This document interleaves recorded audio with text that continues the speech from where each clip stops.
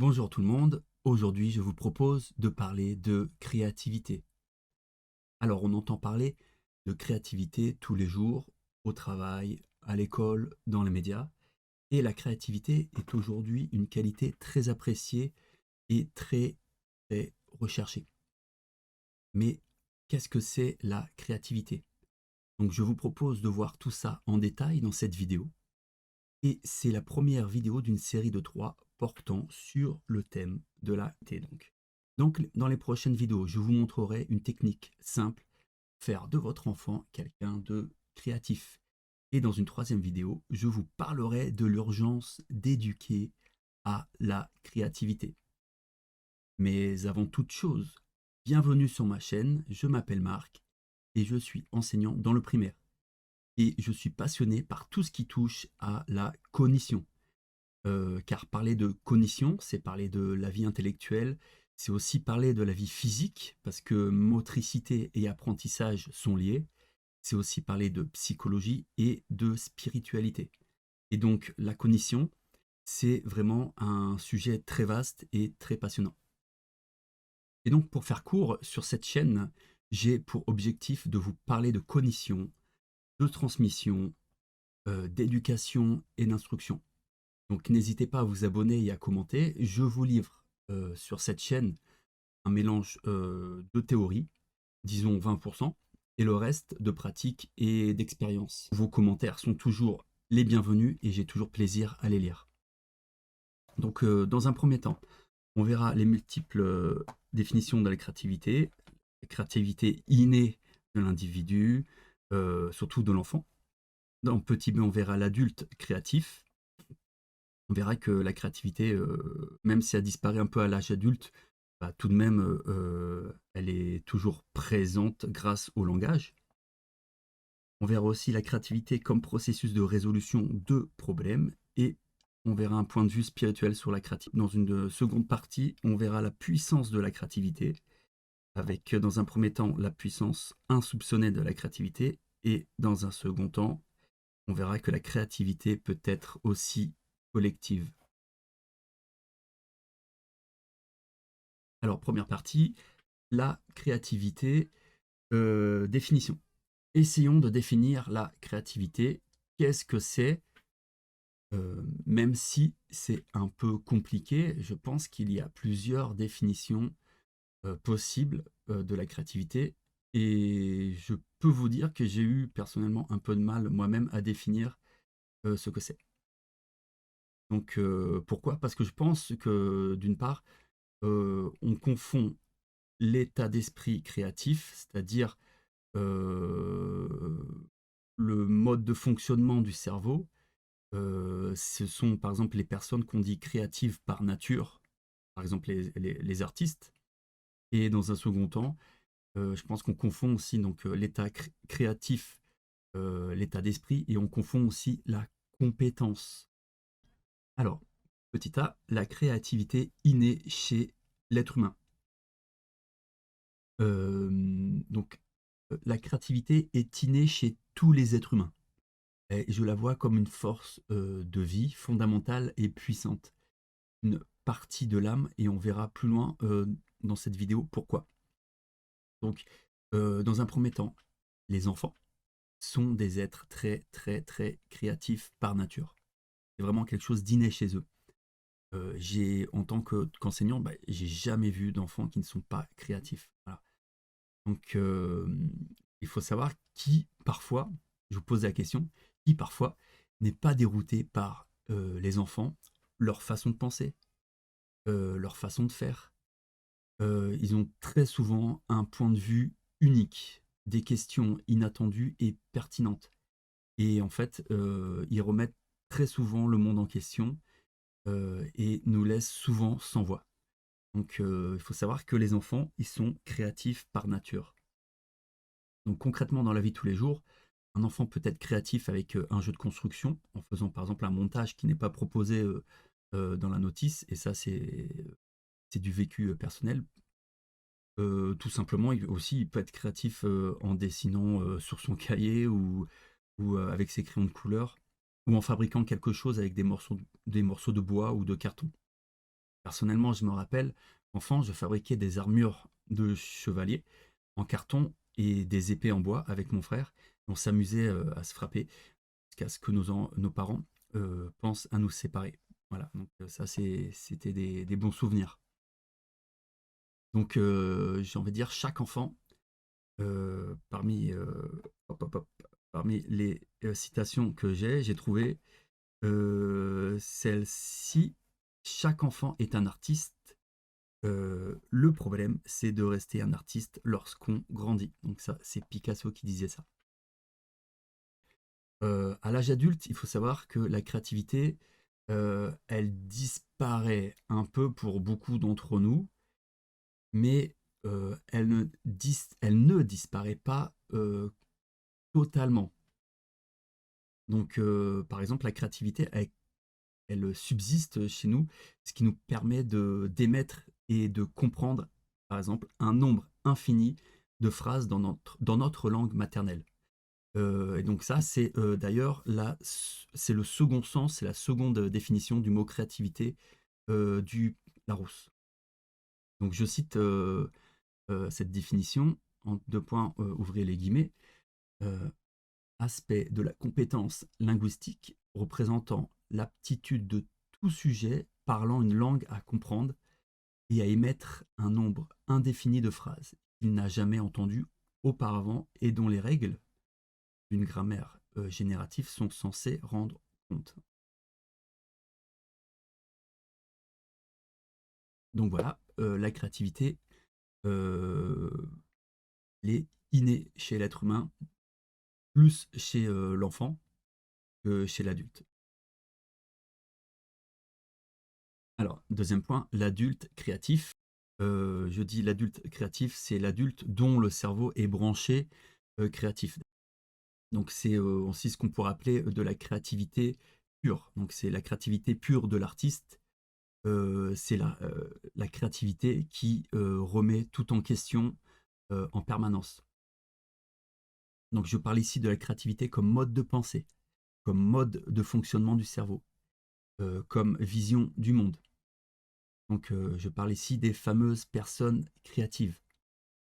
Quand on parle de créativité, c'est souvent, d'ailleurs, l'aspect artistique qui, ressort en premier. Les artistes ont par définition, à travers, leurs travaux, toujours besoin d'inventer quelque chose de nouveau.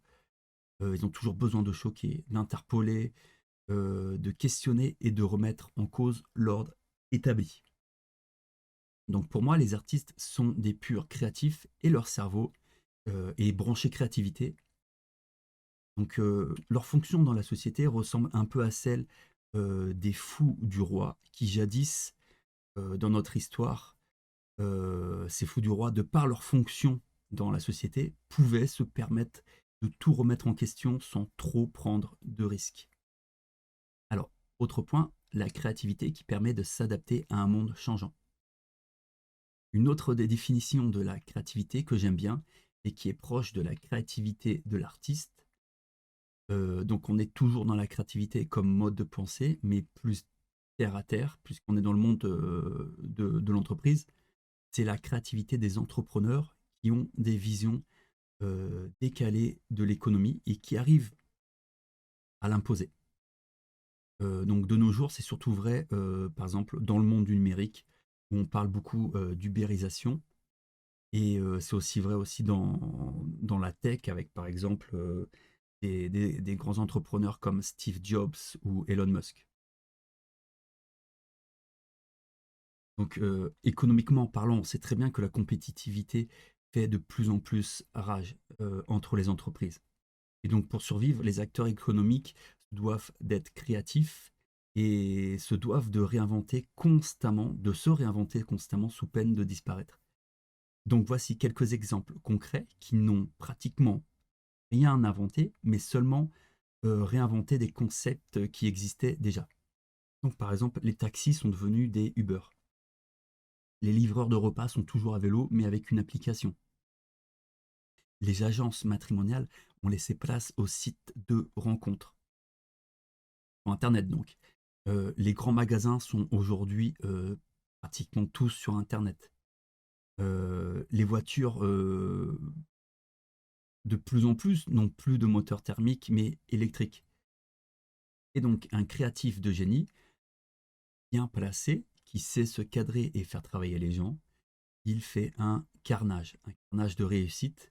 Et on verra d'ailleurs la puissance de la créativité dans une autre partie plus loin dans cette vidéo.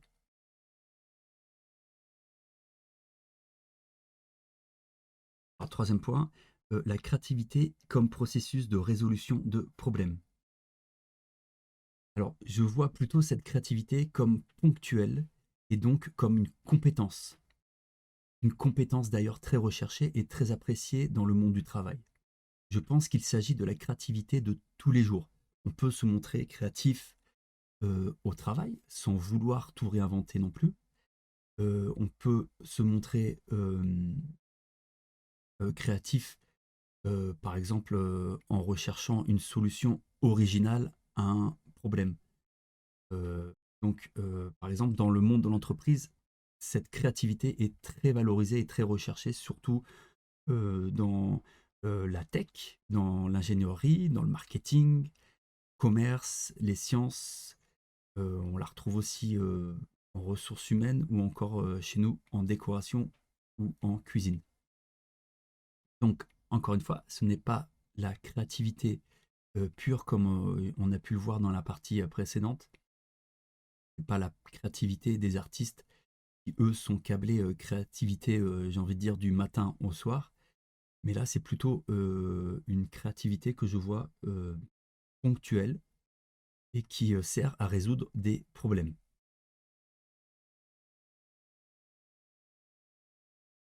Dernier point, point de vue spirituel sur la créativité. Abordons à présent la créativité sous l'angle de la spiritualité. Celles et ceux qui le veulent, bien évidemment, ce n'est que mon avis.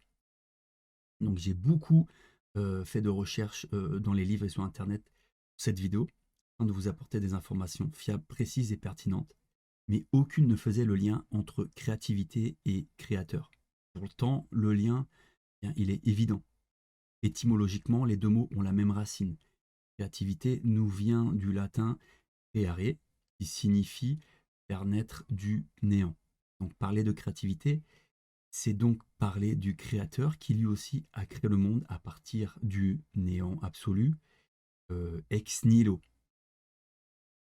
Donc le créatif est donc celui ou celle qui, par sa pensée et son activité, produit du nouveau et qui donc crée un monde à partir du néant. Il y a donc quelque chose d'absolu et de divin dans sa créativité qu'il met au service de l'humanité. Alors, ma conviction de professeur, après avoir observé un nombre très important d'enfants, est qu'il y a un lien étroit entre la vie et créer. Vivre, c'est créer, si vous voulez. Et je suis convaincu que développer la créativité, non seulement c'est indispensable pour le développement cognitif et psychique de l'enfant, et de nous aussi les adultes, mais c'est aussi la condition pour se connecter au divin.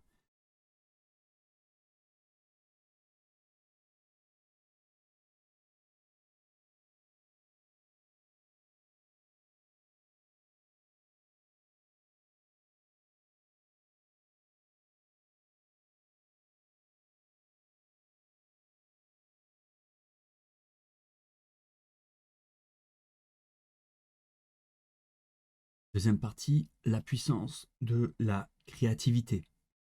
Euh, J'aimerais revenir avec vous sur la puissance de la créativité sur l'individu dans un premier temps et la société.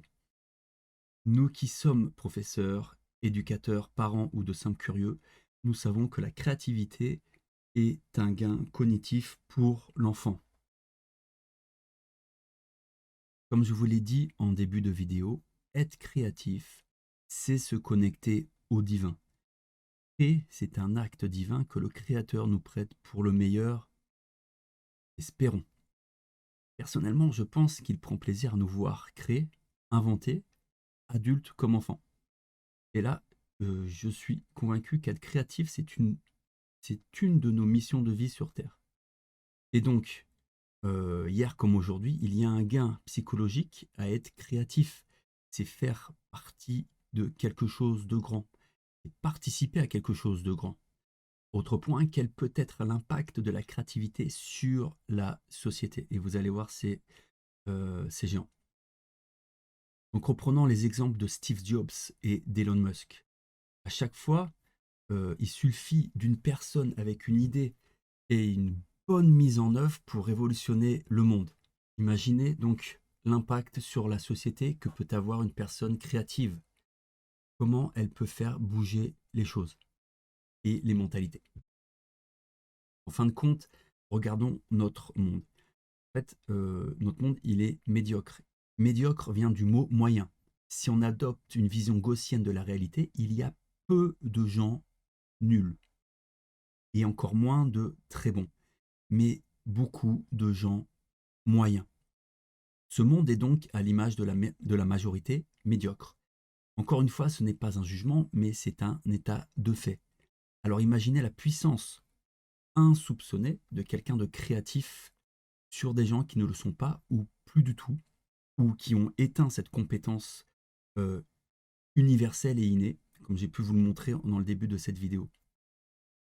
Donc, si on prend le monde de l'entreprise, si on reprend cet exemple, la plupart des gens apprennent des tâches, des procédures, des techniques par cœur pour les répéter inlassablement tout le reste de leur vie professionnelle. Donc, le créatif, lui, il se dit pourquoi pas, pourquoi je fais ça, ne pourrais-je pas le faire autrement ou plus efficacement. Donc, il apporte donc une vision transversale, une vision, il apporte un autre coup d'œil. Et donc, le créatif peut avoir un impact immense sur son entreprise et sur le deuxième point, la créativité peut être collective. Les professeurs et les parents de familles nombreuses le savent très bien. Dès qu'un enfant a une idée qui est perçue, je dis bien qui est perçue par les autres de la classe ou les autres de la fratrie comme intéressante ou novatrice, eh bien tous les autres veulent copier et faire la même chose. Et donc pour revenir au fonctionnement d'une classe ou dans une situation d'apprentissage, vous voyez bien le schéma qui se répète. Donc vous avez souvent quelqu'un qui a une super idée. Généralement, c'est quelqu'un d'assez créatif dans une classe.